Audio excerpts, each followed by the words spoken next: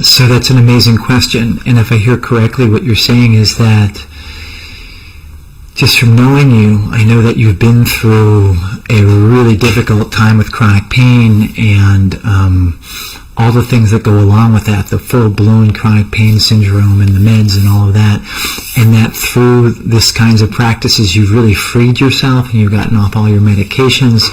And it sounds like what you're saying is that when you're doing the practice of breathing your awareness and presence and light into your body, there's a particular part of you where things are sort of stuck. And it's in your lower back and your pelvis, and it's like you can't get the light in there.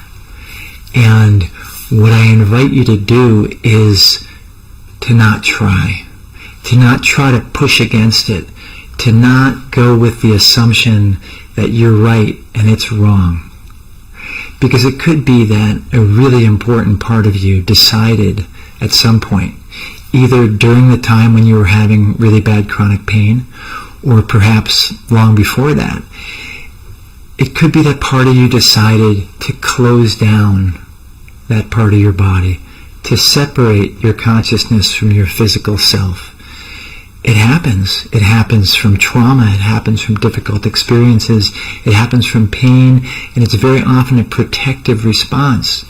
And the invitation is to be very compassionate and respectful with it.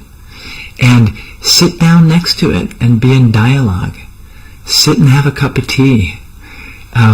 Bring your sense of curiosity and inquisitiveness and appreciative inquiry. Meaning, hi, who are you?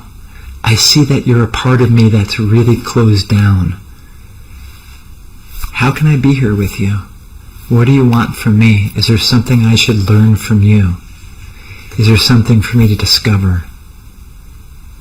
And rather than, going in it with a scalpel or a hammer or a needle, just going at it with a degree of friendship and compassion, because it might have a deep wisdom, it might have a lesson, a message, a learning for you to receive, for you to hear.